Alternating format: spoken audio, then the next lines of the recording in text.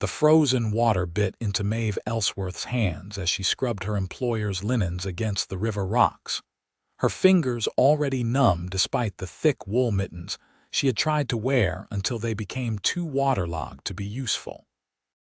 The Montana Territory winter of 1878 showed no mercy to laundresses. But Maeve had no choice except to continue her work or lose the few coins that kept her fed. She had been kneeling by the icy river for nearly 2 hours, her knees soaked through her threadbare skirts, when she heard the heavy footfalls behind her. Maeve turned her head sharply, her heart hammering as she prepared to defend herself or run, whichever seemed more prudent. Instead of the threat she had anticipated, she found herself staring at the broadest chest she had ever seen on a man.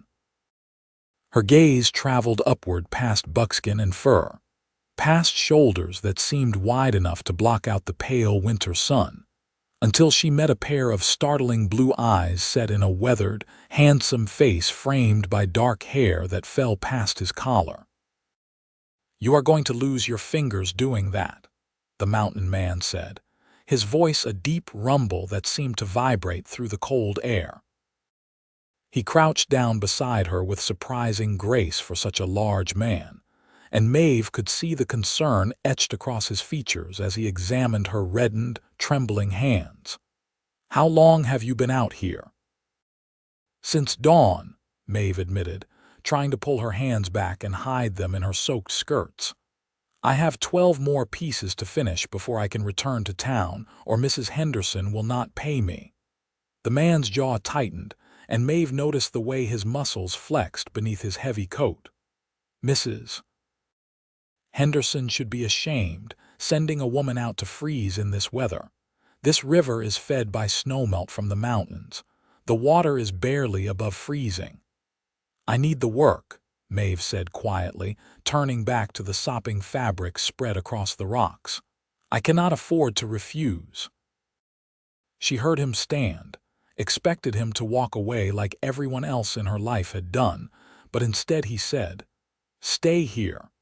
I will be back before the sun moves another hand's width." Maeve watched in confusion as the mountain man strode away with long, purposeful steps, disappearing into the pine forest that bordered the river. She considered gathering her things and leaving, worried that he might return with trouble, but something in his eyes had seemed genuine.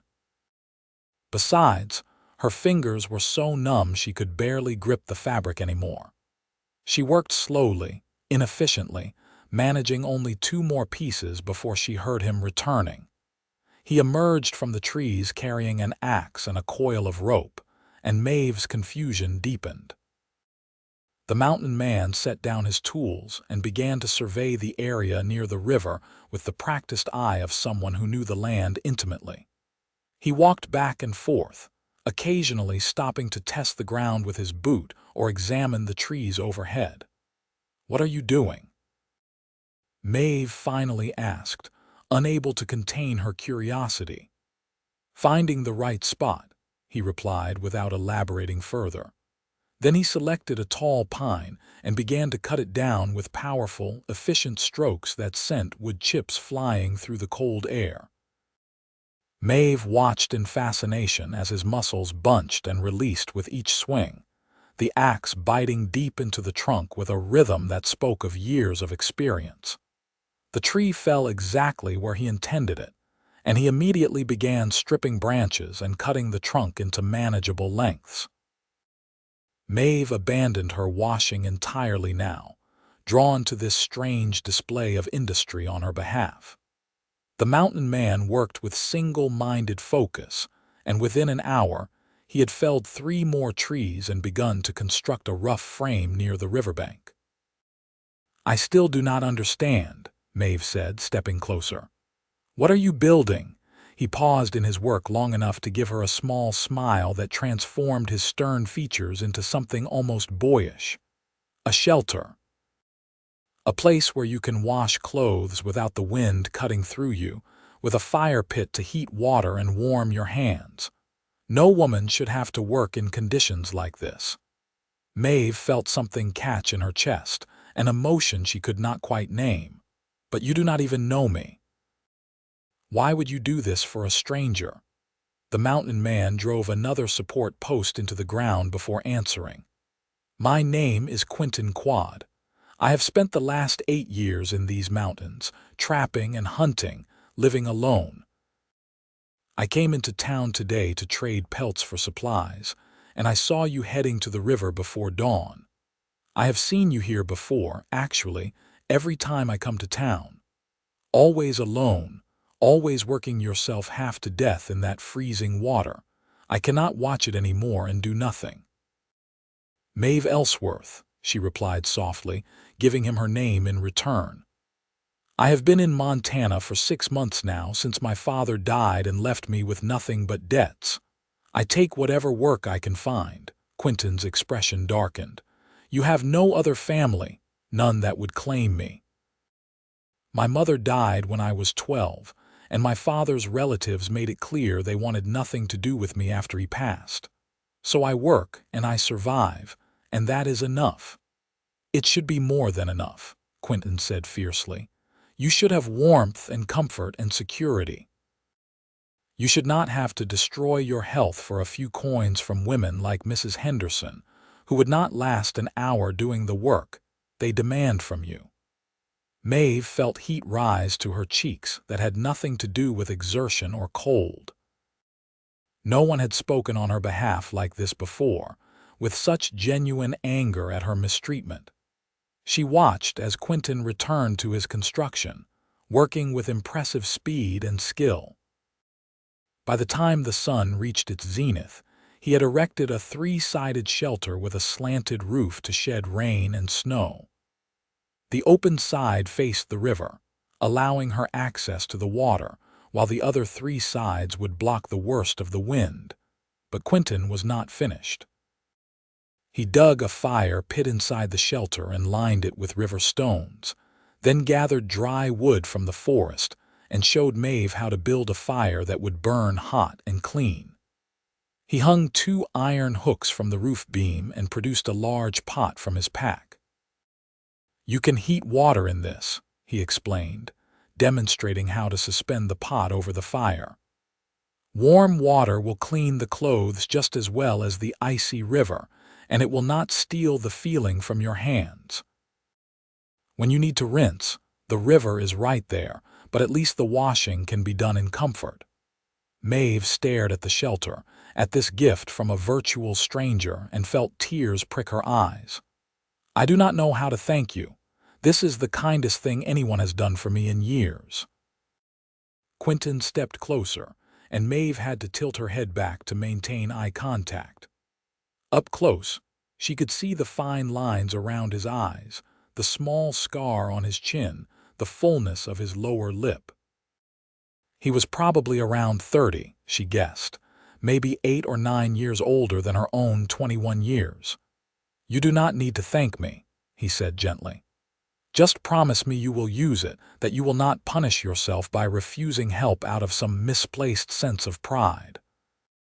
"I promise," Maeve whispered. "But surely I can repay you somehow. You spent your whole morning building this." "I would spend 100 mornings if it meant keeping you safe and warm," Quinton said, and the intensity in his eyes made Maeve's breath catch. Then he seemed to realize what he had said, and he stepped back, clearing his throat. "I should go. I still need to complete my trading before the general store closes, but I will check on you if that is acceptable, to make sure the shelter holds up through the winter."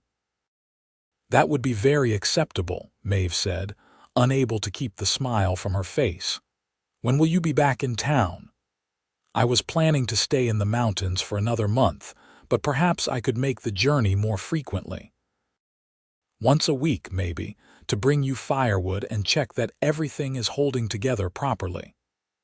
"I would like that very much," Maeve admitted, surprising herself with her boldness. Quinton's answering smile was like sunshine breaking through storm clouds. "Then I will see you in 7 days, Maeve Ellsworth. Stay warm." She watched him gather his tools and disappear back into the forest, moving with the easy confidence of a man completely at home in the wilderness. Only when he was out of sight did Maeve turn back to the shelter, running her hands over the solid logs, testing the strength of the construction. It was well made, sturdy enough to last through the harsh Montana winter and probably beyond. Maeve built up the fire as Quinton had shown her, filled the pot with river water, and settled in to finish her washing in warmth and relative comfort for the first time since she had taken this job. As she worked, she found herself thinking about the mountain man, about his strong hands and gentle voice, about the way he had looked at her as though she mattered. The week that followed passed with agonizing slowness. Maeve used the shelter every day, grateful beyond words for its protection from the bitter wind that howled down from the mountains.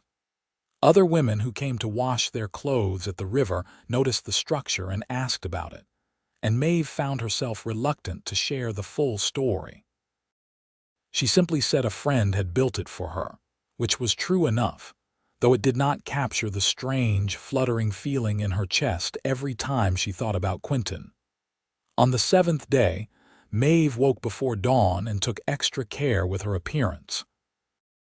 She brushed her chestnut hair until it shone, pinned it back with the ivory combs her mother had left her, and wore her best dress beneath her work cloak.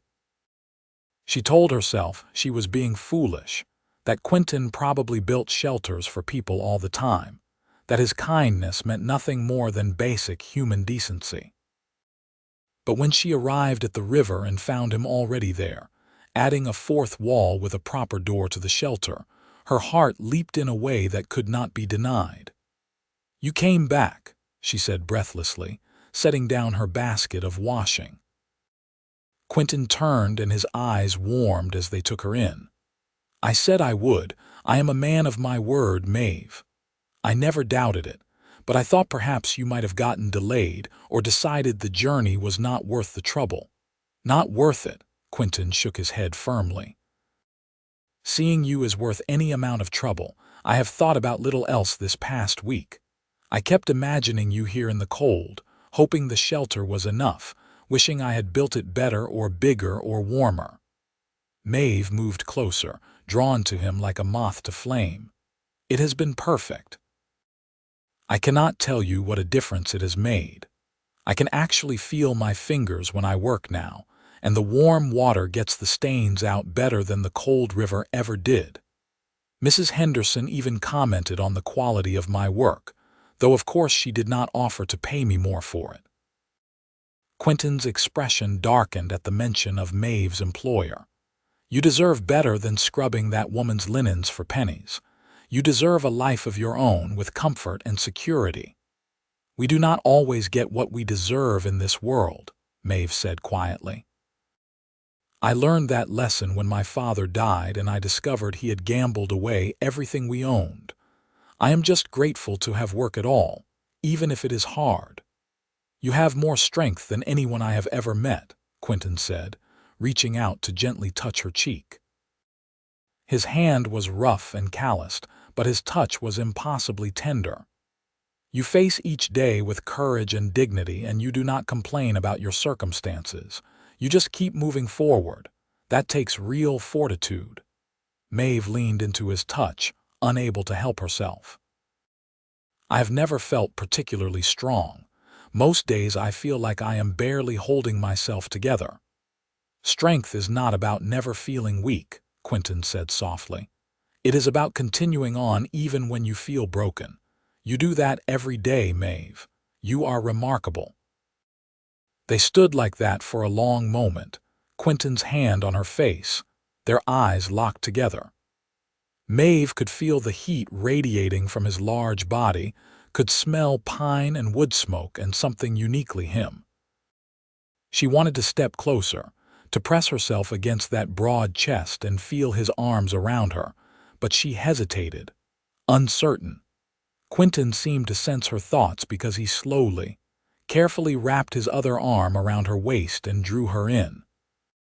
Maeve went willingly, resting her head against his chest and listening to the steady thunder of his heartbeat. His arms encircled her completely, making her feel small and protected and cherished. "I should not want this," Maeve murmured against his buckskin shirt. "I should be practical and sensible. I should focus on my work and my survival." "Why should you not want this?" Quinton asked, his voice rumbling through his chest. "Because I have nothing to offer you. I am poor and alone with no prospects and no future beyond washing clothes in a river." "You could have any woman you wanted. Why would you want me?" Quinton pulled back just enough to tilt her chin up, forcing her to meet his eyes. "I want you because when I look at you, I see everything I have been missing in my life. I see warmth and kindness, and a spirit that refuses to be broken no matter what the world throws at it. I see a woman who makes me want to be better, to build things and create instead of just surviving alone in the wilderness. I see home, Maeve. When I look at you, I finally understand what home feels like." Maeve felt tears spill down her cheeks. "You barely know me. Then let me know you better. Let me come to town every week and spend time with you. Let me court you properly, the way you deserve. And if at the end of it you decide you do not want a rough mountain man with dirt under his nails and pine sap in his hair, I will accept that. But give me the chance to prove that what I feel is real." "What about what I feel?" Maeve whispered. "Does that matter?" "It is the only thing that matters. Tell me, Maeve. What do you feel when you look at me?" Maeve took a shaky breath, gathering her courage. "I feel safe. For the first time since my father died, I feel like someone is looking out for me, like I am not facing the world alone. And I feel drawn to you in a way I do not fully understand. When you left last week, I counted the days until I would see you again. I thought about you constantly. I wondered what you were doing, if you were safe, if you were thinking about me too." "Every moment," Quinton said fervently. "I thought about you every single moment. I burned my supper because I was distracted thinking about the way the sunlight caught in your hair. I missed an easy shot at a deer because I was imagining what it would be like to hear your laugh. I laid awake in my cabin and wondered if you were warm enough, if you had enough to eat, if anyone was being kind to you." "Kiss me," Maeve said impulsively, the words escaping before she could think better of them. "Please, Quinton. I need to know if this is real." Quinton made a sound low in his throat and bent his head, capturing her lips with his own. The kiss was gentle at first, almost tentative, as though he was afraid of frightening her. But Maeve pressed closer, her hands fisting in his shirt, and the kiss deepened into something that made her toes curl in her worn boots. Quinton kissed like he did everything else, with complete focus and intensity, as though nothing else in the world existed except the two of them. When they finally broke apart, both breathing hard, Quinton rested his forehead against hers. "That was real," he said hoarsely. "That was the most real thing I have ever felt." "Yes," Maeve agreed, her lips still tingling. "Yes, it was." They spent the rest of the morning together, Quinton finishing his improvements to the shelter while Maeve worked on her washing. They talked constantly, sharing stories about their lives and learning each other's histories. Quinton told her about growing up in Ohio, about losing his parents to illness and heading west at 18 to make his fortune. He had tried mining first, then guiding, before finally settling into the life of a mountain man 8 years ago when he was 22.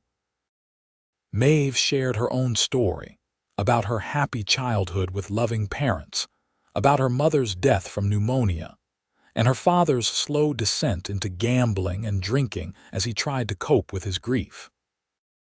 She told Quinton about arriving in Montana Territory with her father, full of hope for a fresh start, only to have him die in a mining accident 3 months later and leave her with debts she was still working to pay off.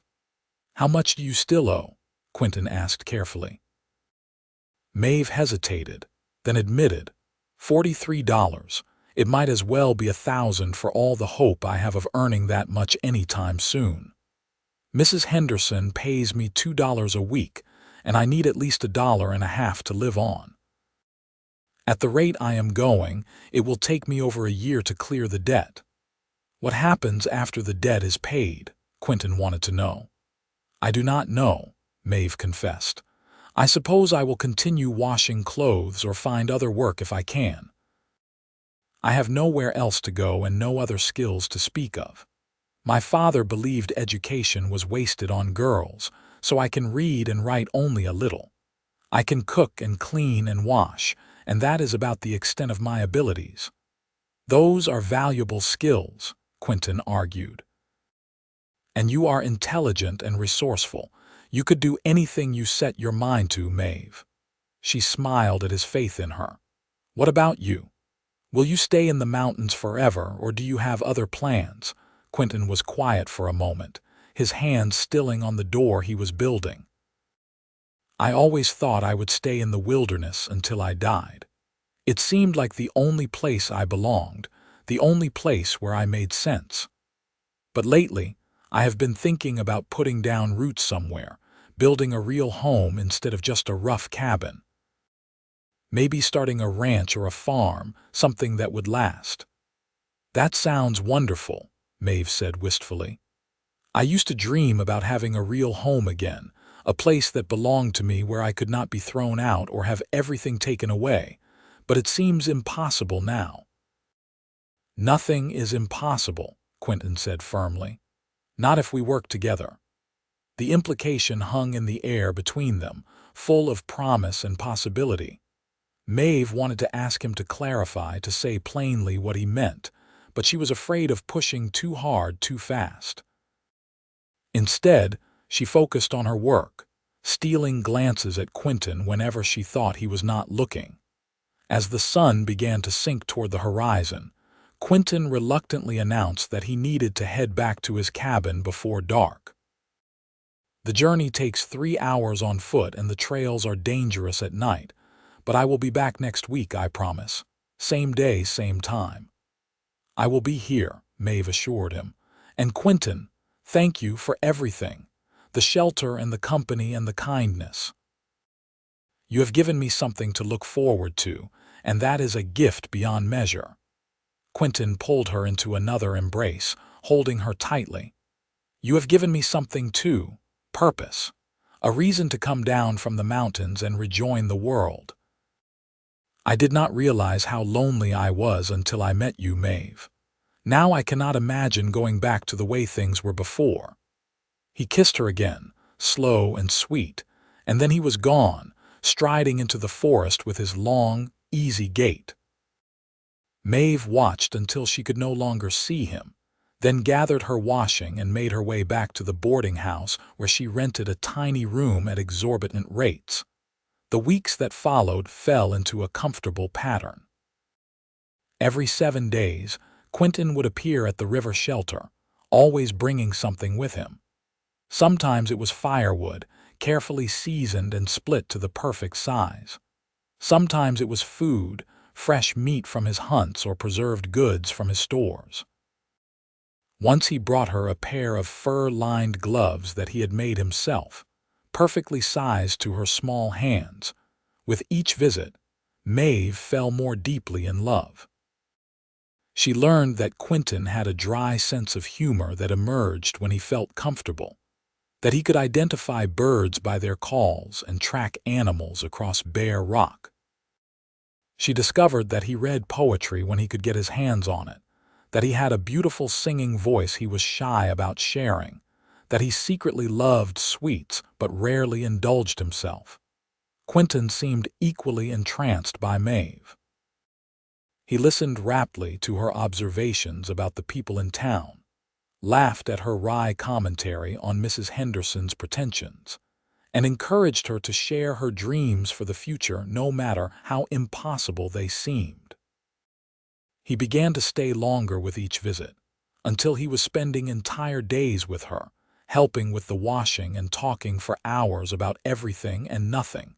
3 months after they met, Quinton arrived at the river with a serious expression that made Maeve's heart sink. What is wrong? She asked immediately. "Are you hurt? Is something wrong at your cabin?" "No, nothing like that," Quinton assured her quickly. "But I do need to talk to you about something important. Can we sit?" They settled on the bench Quinton had built inside the shelter during his second visit, and Maeve tried to prepare herself for bad news. Perhaps he was leaving Montana, or he had realized she was not worth the weekly journey, or any number of other disasters her anxious mind could conjure. "I have been thinking," Quinton began carefully, "about your debt. $43 is not an insurmountable sum, Maeve. I have saved considerably more than that from my trapping and trading over the years. I could pay it off for you right now, today, and you would be free." Maeve stared at him in shock. "You would do that? Just give me that much money, not give," Quinton corrected. "Consider it a loan if you must, though I would never ask for repayment, or better yet, consider it a wedding gift." The world seemed to tilt sideways. A wedding gift. Quinton took her hands in his much larger ones, his blue eyes intense and earnest. "Maeve, I know we have only known each other for 3 months. I know this is fast, maybe too fast, but I have never been more certain of anything in my life. I love you. I love your strength and your kindness and your determination. I love the way you hum while you work and the way you tilt your head when you are thinking. I love the sound of your laugh and the way you look at me like I am something special instead of just a rough mountain man who does not know how to exist in civilized society." Tears were streaming down Maeve's face now, but she did not interrupt. She needed to hear every word. "I want to marry you," Quinton continued, his voice rough with emotion. "I want to build us a real home, not in the mountains but somewhere we can both thrive. I want to wake up beside you every morning and fall asleep with you in my arms every night. I want to give you the security and comfort you deserve, the life you should have had all along. I know I do not have much to offer except hard work and devotion, but I swear to you, Maeve, I will spend every day of my life making sure you never regret choosing me." "Yes," Maeve said, her voice breaking on the word. "Yes, Quinton, I will marry you. I love you too. I have loved you since the day you built this shelter, maybe even before that. You are the best man I have ever known, and I would be honored to be your wife." Quinton let out a shaky laugh and pulled her into his lap, kissing her with a passion that left them both breathless. "I was so afraid you would say no," he admitted. "I thought maybe I was rushing you, that you would need more time." "I do not need more time to know what my heart wants," Maeve said firmly. "I want you, Quinton Quade. I want the life we can build together. I want all of it." They spent the rest of the day making plans. Quinton would pay off Maeve's debt immediately, freeing her from her obligation to Mrs. Henderson. They would marry as soon as the arrangements could be made, probably within the month. In the meantime, Quinton would begin construction on a proper house on a piece of land he had been eyeing near the town of Helena, about 50 miles north. It was good land, he explained, with water access and fertile soil for farming, close enough to town for convenience but far enough out for privacy. "I have money saved for this," Quinton told her when she expressed worry about the cost. 8 years of living alone in the mountains, with almost no expenses beyond basic supplies. I have been waiting for a reason to use it, for something worth investing in. You are that reason, Maeve. Our future together is worth everything I have." True to his word, Quinton went directly from the river to the mercantile where Maeve's father had run up his debts. The owner, a shrewd man named Mr. Phillips, seemed surprised to see the mountain man, but accepted his payment readily enough. He provided Quinton with a receipt showing the debt paid in full, which Quinton immediately brought to Maeve. "You are free," he told her, pressing the paper into her hands. "You owe nothing to anyone now except yourself." Maeve stared at the receipt, at the official stamp declaring her father's obligation satisfied, and felt a weight lift from her shoulders that she had not even fully realized she was carrying. "I do not know how I will ever repay you for this." "By being happy," Quinton said simply. "By letting me love you and build a life with you. That is all the repayment I need or want." The next few weeks passed in a whirlwind of activity. Maeve gave her notice to Mrs. Henderson, who was predictably displeased but could do nothing to stop her. The boarding house keeper was shocked when Maeve announced her engagement to the mysterious mountain man, but she offered grudging congratulations along with Maeve's final week's rent. Quinton traveled to Helena and purchased 160 acres of good land along the Missouri River. He hired a crew of local men to help him build a house, working from dawn to dusk to create a home worthy of his future bride. Every few days he would ride back to visit Maeve, bringing sketches of the house's progress and asking her opinion on everything from window placement to the size of the kitchen. "I want you to love it," he would say earnestly. "This is your home as much as mine, Maeve. More, even. I want it to be exactly what you want." Maeve would study his careful drawings and make suggestions, marveling that this man cared so deeply about her happiness. She had never had anyone put her needs first before, and it was almost overwhelming to be the center of someone's world in such a positive way. They were married on a cool spring morning in April of 1879, 5 months after their first meeting at the river. The ceremony was small, held in the local church with only a handful of witnesses, including the boarding house keeper and Mr. Phillips from the Mercantile. Maeve wore a simple blue dress that Quinton had insisted on buying for her, along with a wreath of wildflowers in her hair. Quinton wore his finest buckskins, cleaned and brushed until they were presentable, his dark hair neatly trimmed for the occasion. When the minister pronounced them husband and wife, Quinton kissed Maeve with such tenderness and joy that several of the witnesses openly wept. Maeve felt her heart swell with love for this man who had appeared in her life like a miracle, who had seen her suffering and refused to walk away, who had built her not just a shelter from the cold, but a future full of warmth and possibility. After the ceremony, Quinton lifted Maeve onto his horse and swung up behind her, his strong arms creating a safe circle around her body.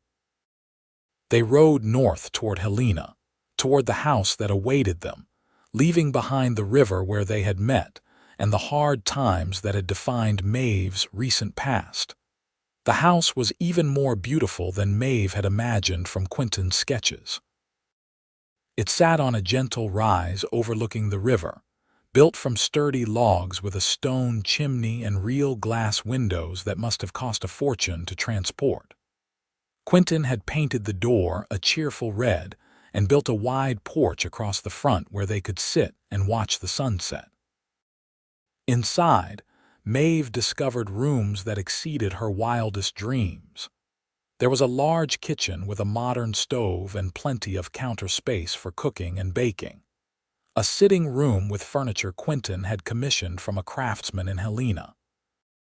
2 bedrooms upstairs, including a master bedroom with a real bed frame and a feather mattress that Quinton had carefully selected. "You like it?" Quinton asked anxiously, following Maeve as she explored every corner. "I tried to think of everything you might need, but if I missed something, we can add it. The house is not finished yet. I thought we could work on it together, make it truly ours." Maeve turned to him with tears in her eyes. "It is perfect. It is more than I ever dreamed of having."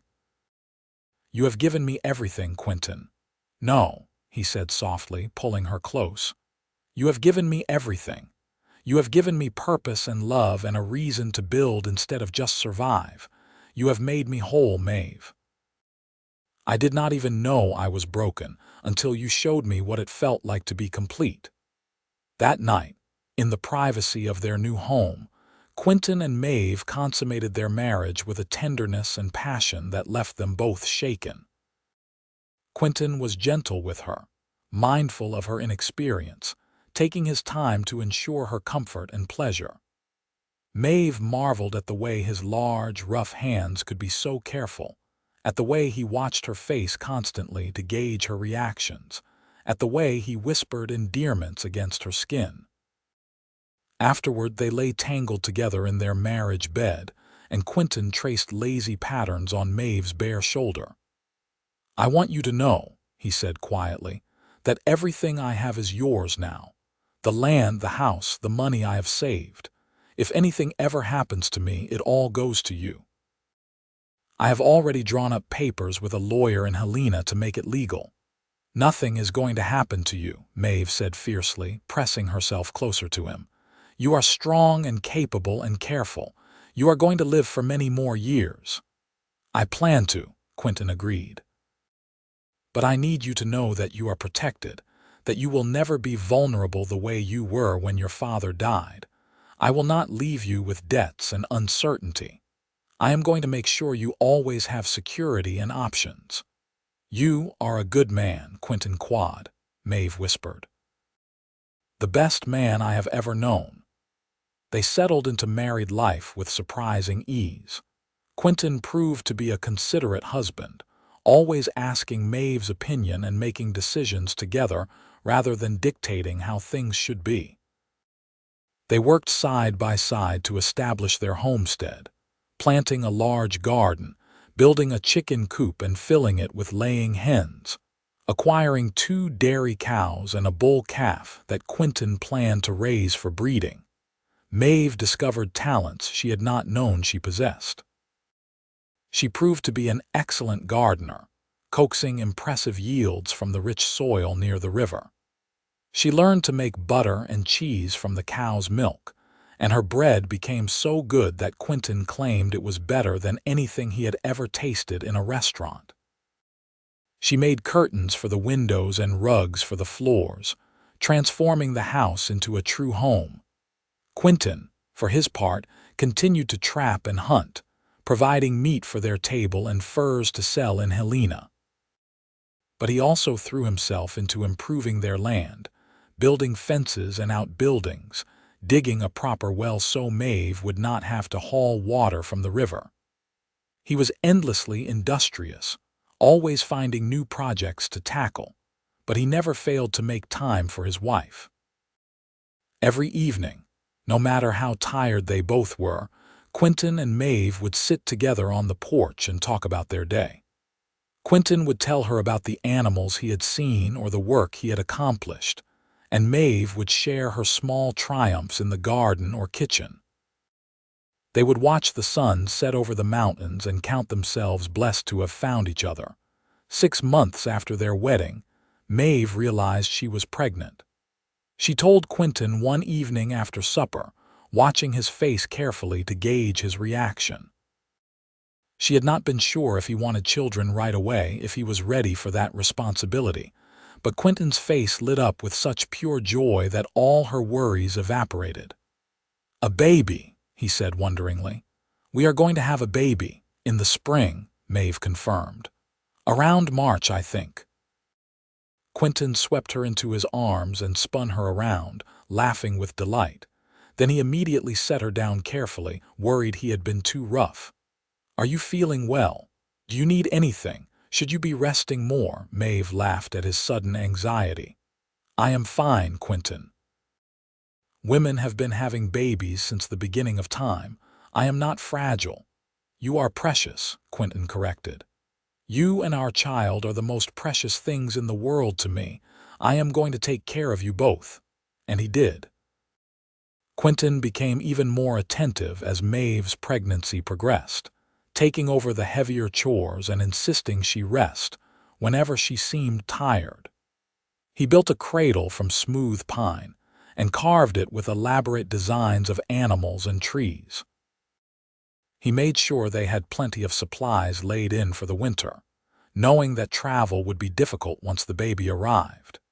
When Maeve's time came in late March of 1880, Quinton rode through a late-season snowstorm to fetch the midwife from Helena. He stayed by Maeve's side throughout her labor, holding her hand and wiping her brow, murmuring encouragement even when she cursed him for getting her into this condition in the first place. Their son was born just after dawn, a healthy baby boy with his father's dark hair and his mother's delicate features. Quinton held his son for the first time with hands that trembled, tears streaming unashamedly down his weathered face. "He is perfect," Quinton whispered, staring in wonder at the tiny life they had created. "Maeve, he is absolutely perfect." "What should we name him?" Maeve asked, exhausted but radiant as she watched her husband bond with their child. Quinton considered for a moment. "Matthew, after my father." "Matthew Quade. What do you think?" "I think it is perfect," Maeve agreed. "Hello, Matthew. Welcome to the world, little one." Quinton proved to be a devoted father, doting on Matthew with the same intensity he brought to everything he cared about. He would spend hours just watching the baby sleep, marveling at his tiny fingers and toes. He built a sling so Maeve could carry Matthew while she worked, and another so he could do the same when he was working close to the house. As Matthew grew, Quinton taught him everything he knew. He showed him how to identify animal tracks, how to read the weather in the clouds, how to move quietly through the forest. Maeve would watch them together and feel her heart swell with love for both her boys, for the family they had built from nothing but hope and determination. 2 years after Matthew's birth, Maeve delivered a daughter they named Margaret, after Maeve's mother. Margaret had her mother's chestnut hair and bright, inquisitive eyes that missed nothing. Where Matthew was cautious and thoughtful, Margaret was bold and adventurous, keeping both parents on their toes. Life on the homestead was not always easy. There were harsh winters when the snow piled so deep they could barely reach the barn. Summers when drought threatened their crops, illnesses and injuries, and the 100 small disasters that could befall any family trying to survive on the frontier. But through it all, Quinton and Maeve faced each challenge together, their love growing deeper and stronger with every passing year. When Matthew was 5 and Margaret was 3, Quinton decided to expand their operation. He purchased additional land from a neighboring homesteader who was returning east, doubling their acreage. He built a larger barn and acquired more cattle, gradually transitioning from trapping to ranching as his primary occupation. Maeve supported the change wholeheartedly, though she knew it meant even more work for both of them. She had grown to love their land and the life they had built here, the independence and self-sufficiency that came from working their own property. She no longer woke with the dread that had characterized her days as a laundress, wondering how she would survive another week. Instead, she woke with purpose and satisfaction, ready to tackle whatever the day might bring. On their 5th wedding anniversary, Quinton took Maeve back to the river where they had first met. The shelter he had built was still standing, weathered but intact, a testament to his craftsmanship. Someone else was using it now, another woman washing clothes in relative comfort thanks to Quinton's generosity. "I wanted to see it again," Quinton explained as they stood hand in hand by the water, "to remember where we started and appreciate how far we have come." Maeve leaned against his solid warmth, thinking about that frozen morning when a stranger had appeared and changed her entire life. "I was so cold that day," she remembered, "so tired and hopeless. I could not see any way forward, any possibility of things getting better. And then you appeared, like an answer to a prayer I had not even known to say." "I saw you and knew my life had just changed," Quinton said simply. "I had been alone for so long, I had forgotten what it felt like to want something more than just survival. But you reminded me. You made me remember that life is supposed to be lived, not just endured." "We have built something good together," Maeve said softly. "A real partnership, a real family. I look at our children and our home and I still cannot quite believe it is real sometimes. That I went from having nothing to having everything that matters. You always had value, Maeve. You were always worthy of love and respect and security. You just needed someone to see it, to recognize what I saw immediately, that you are extraordinary. They stayed by the river for hours, reminiscing and dreaming about the future. They talked about expanding their herd, about building a school nearby so Matthew and Margaret could have education, about the possibility of more children if they were blessed. They talked about growing old together, about watching their children grow and have families of their own, about the legacy they wanted to leave. As the sun began to set, painting the sky in shades of orange and pink, Quinton pulled Maeve close and kissed her with the same passion he had shown on their wedding day. "I love you," he said against her lips. "I will love you until the day I die and probably beyond that. You are my whole world, Maeve Quade." "And you are mine," Maeve replied, her heart full to overflowing. "My mountain man who built me a warm place when I needed it most. My husband and partner and greatest blessing. I love you, Quinton, always and forever." The years continued to pass, each one bringing new challenges and joys. Matthew grew into a serious, responsible young man who inherited his father's skill with animals and love of the land. Margaret developed into a bright, spirited girl who kept everyone entertained with her stories and observations. Maeve and Quinton added 2 more children to their family, another son named Michael and a daughter named Miriam, each one welcomed with the same love and devotion they had shown the first 2. Their ranch prospered, becoming one of the most successful operations in the Helena Valley. Quinton's reputation for fair dealing and quality livestock spread throughout Montana Territory, and he was frequently asked to speak at cattlemen's associations or advise neighbors on best practices. But despite his success, he never lost the humility and kindness that had first drawn Maeve to him. Maeve became a pillar of their small community, known for her generosity and practical wisdom. She opened her home to neighbors in need, whether they required a meal, a place to stay, or just a sympathetic ear. She taught other women her skills in gardening and preserving food, helping them achieve the same self-sufficiency she had found. She never forgot what it felt like to be desperate and alone, and she made sure no one in her sphere of influence ever felt that way if she could help it. When Montana achieved statehood in 1889, Quinton and Maeve celebrated with their children and neighbors, proud to be part of this new chapter in the region's history. They had been present for Montana's transformation from wild frontier to established state, had contributed to that growth with their hard work and determination. On their 20th wedding anniversary, Quinton surprised Maeve with a trip to Helena's finest hotel. They had not spent a night away from the ranch in years, always too busy with the work and the children to take time for themselves. But their oldest, Matthew, was 18 now and perfectly capable of managing things for a few days. "I wanted to remind you that you are not just my partner and the mother of my children," Quinton said as they dressed for dinner in their hotel room. "You are still the woman I fell in love with, the woman who makes my heart race every time she walks into a room. I wanted to court you again, to show you that romance is not just for the young." Maeve felt tears prick her eyes at his thoughtfulness.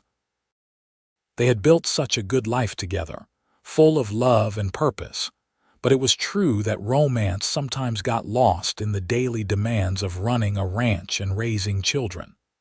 To have Quinton remember that part of their relationship, to make the effort to rekindle it, meant everything to her. They dined on fine food and danced to a small orchestra, swaying together as though they were the only 2 people in the world.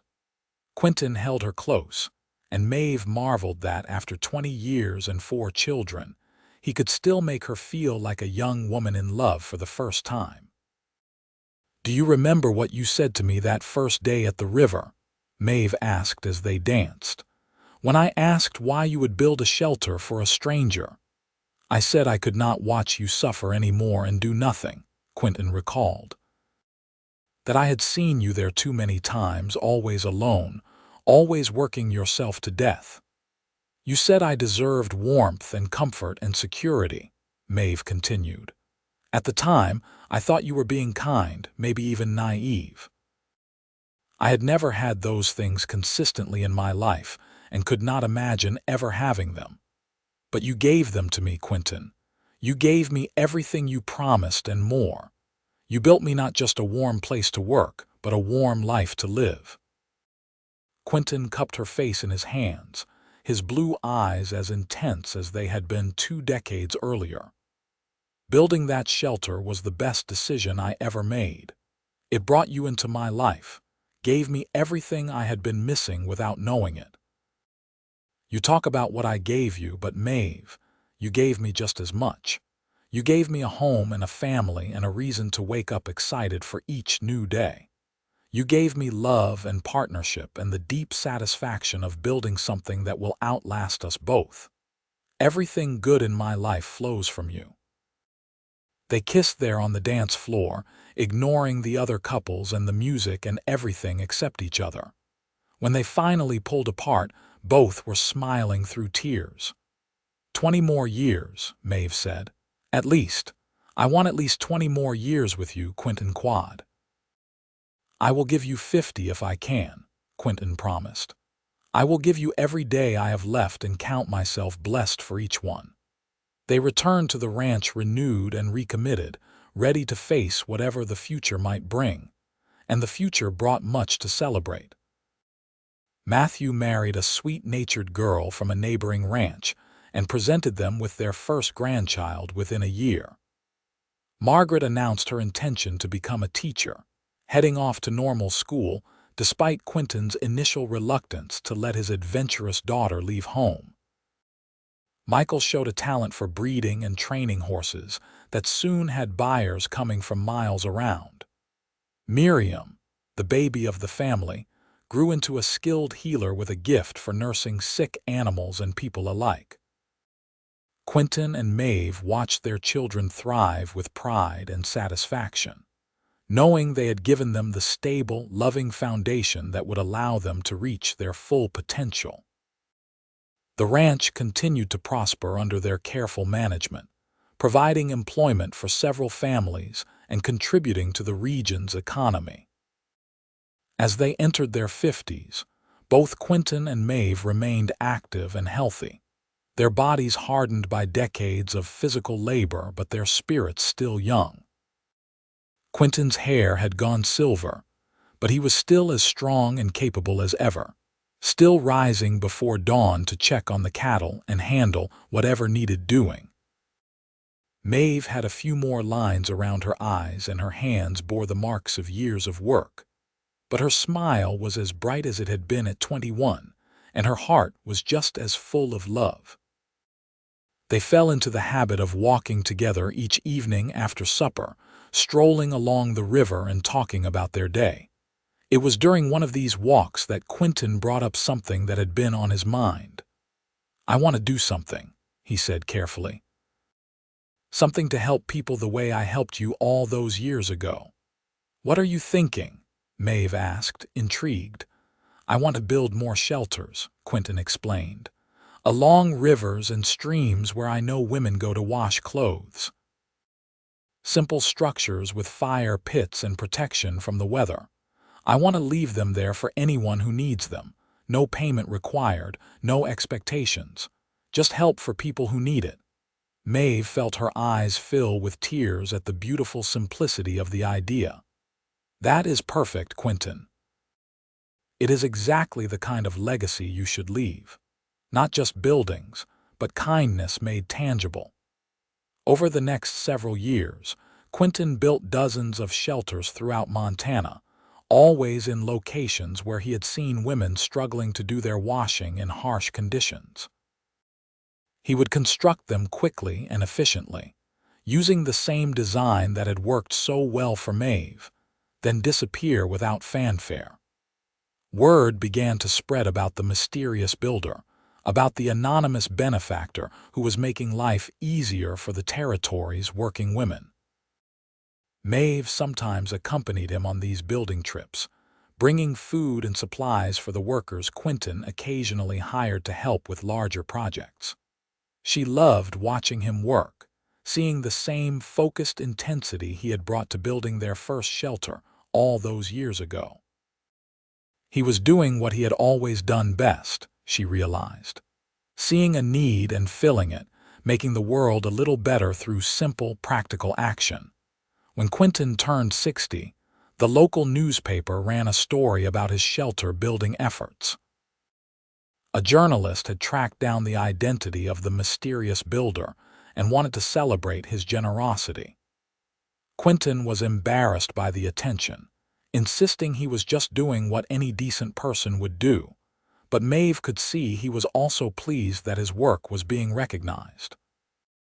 The article brought renewed interest in their story, in the romance that had begun at a riverside shelter 3 decades earlier.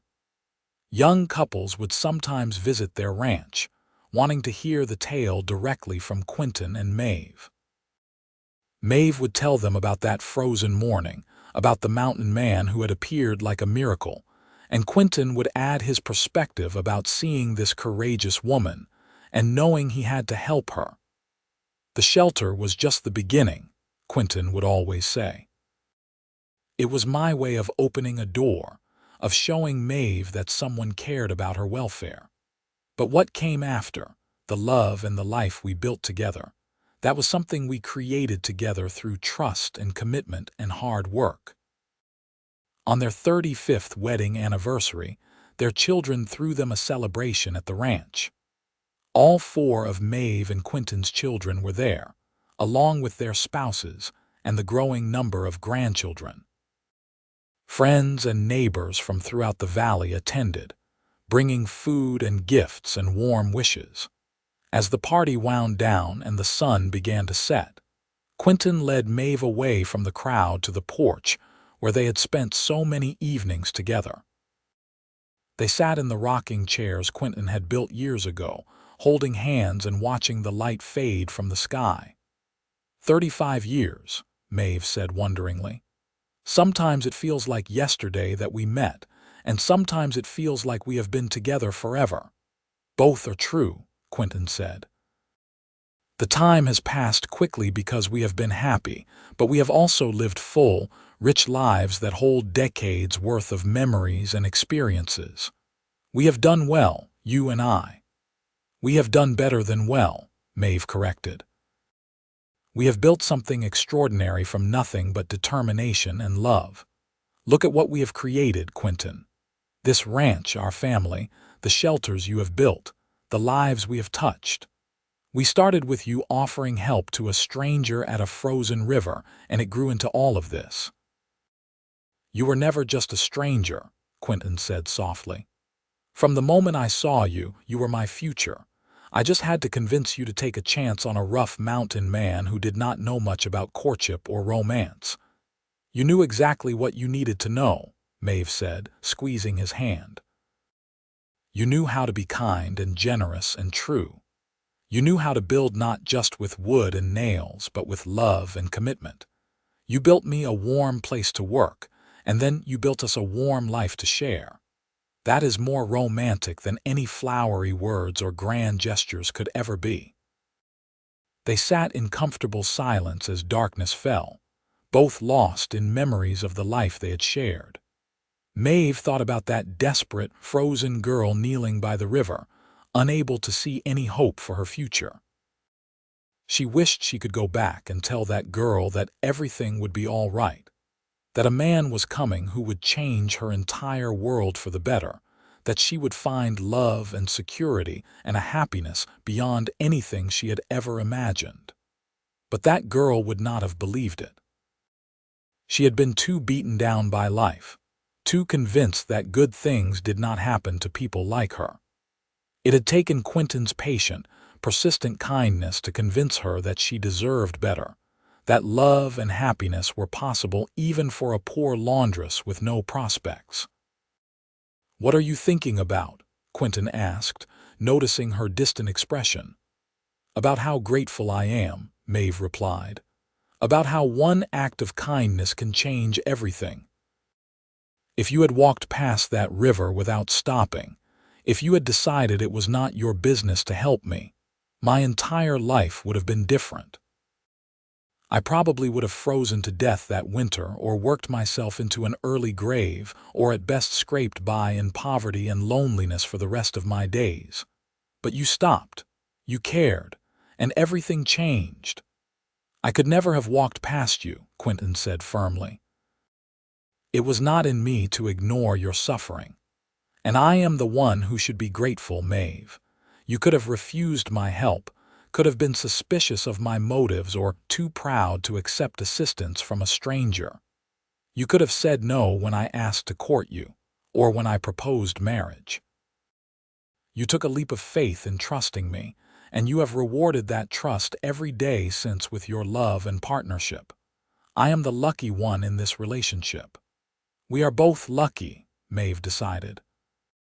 "Lucky to have found each other, lucky to have built this life, lucky to have loved and been loved so completely. Not everyone gets what we have, Quinton. Not everyone finds their perfect match, their true partner. We did, and I do not take that for granted for even a moment." The years continued to pass, bringing the inevitable changes that come with time. Quinton's hair went from silver to white, and he moved a bit more slowly than he once had, but his mind remained sharp and his heart stayed strong. Maeve developed arthritis in her hands, the legacy of years washing clothes in icy water before Quinton had built her that first shelter. But she never complained about the pain. They gradually turned over more of the ranch operations to Matthew and his family, though Quinton still insisted on doing his share of the work whenever his body allowed. Maeve continued her garden and her preserving, though on a smaller scale, and devoted more time to her grandchildren and great-grandchildren who were beginning to arrive. On quiet evenings, they would sit together and talk about their life, reliving favorite memories and marveling at how blessed they had been.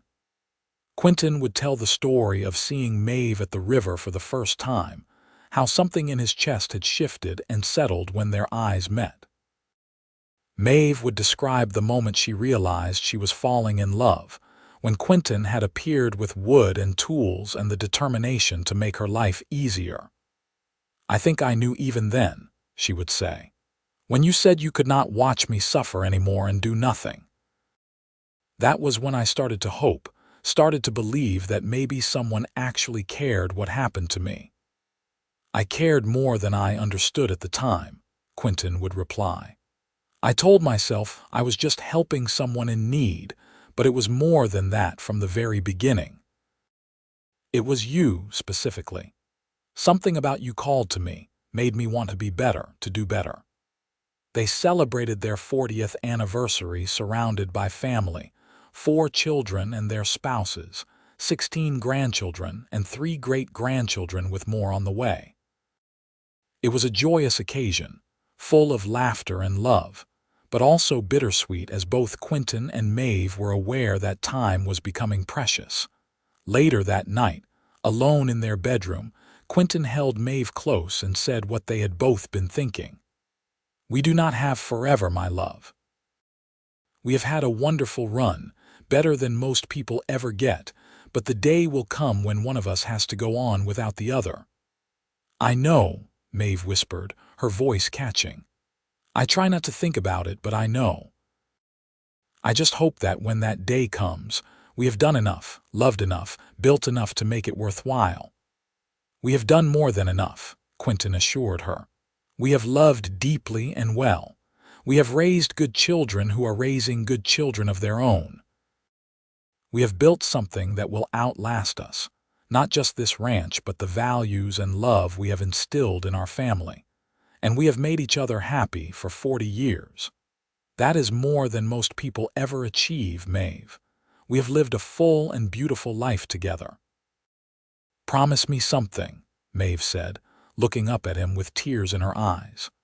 "Promise me that whichever one of us goes first, the other will not give up, will not stop living and loving and finding joy in each day. I cannot bear the thought of you or me just fading away after losing each other." "I promise," Quinton said solemnly. "Though I do not know how I would survive without you, I promise to try. For our children and grandchildren, for the legacy we have built, I will try to keep going." "And I promise the same," Maeve vowed. "Though life without you seems impossible to imagine, I will carry on and honor the love we shared by continuing to live fully." They held each other through the night, two people who had started as strangers at a frozen river and had become so completely intertwined that separating seemed unthinkable.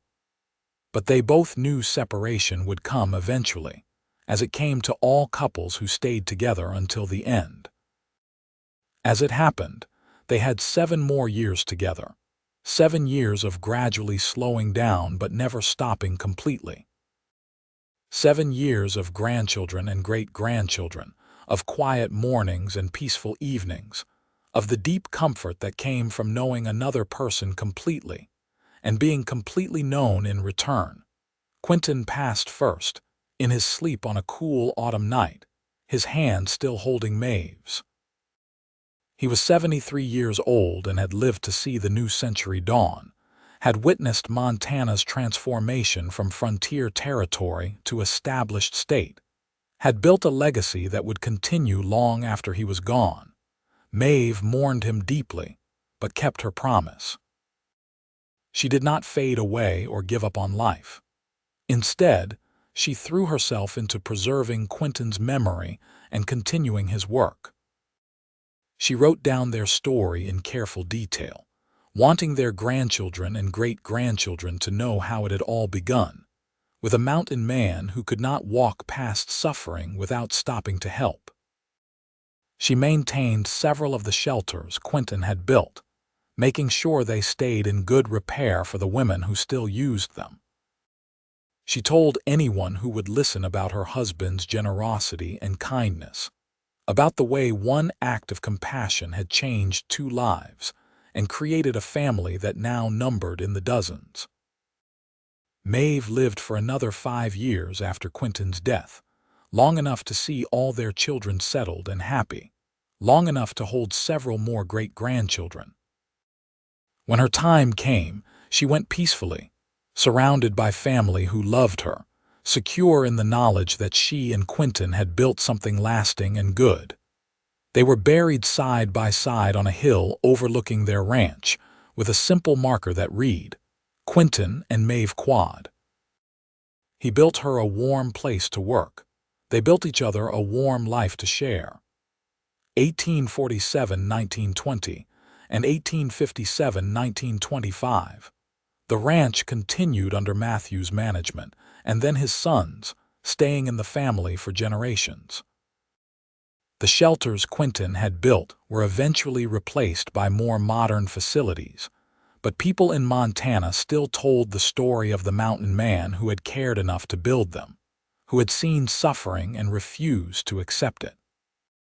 But the real legacy was not the buildings or the land or even the family, impressive as all those things were. The real legacy was the love story itself, the proof that kindness could transform lives, that one person reaching out to another in genuine compassion could create ripples that spread far beyond what anyone could predict. It was the story of a mountain man who found a woman washing clothes in an icy river and decided to build her a warm place to work instead. And in doing so, he built them both a future neither had imagined possible, full of love and partnership and joy that lasted until their final days. Their great-great-grandchildren still told the story at family gatherings, still marveled at the romance and the legacy. They would visit the graves on the hill and talk about Quinton and Maeve, about the unlikely beginning that had led to all of them. They would remind each other that love could be found in the most unexpected places, that small acts of kindness could change the world, that building something warm for another person was the best investment anyone could ever make. And sometimes, on frozen winter mornings when the wind howled down from the mountains, they would think about that long-ago day when a mountain man had appeared at a river and changed one woman's life forever. They would think about Quinton building that first shelter with his strong hands and determined heart, about Maeve slowly learning to trust and hope again, about two lonely people finding each other against all odds. It was a love story for the ages, set against the harsh beauty of the Montana wilderness, proving that even in the roughest circumstances, even in the coldest conditions, warmth and love could flourish if two people were brave enough to reach for it. Quinton and Maeve had been that brave, and everyone who came after them was blessed because of it.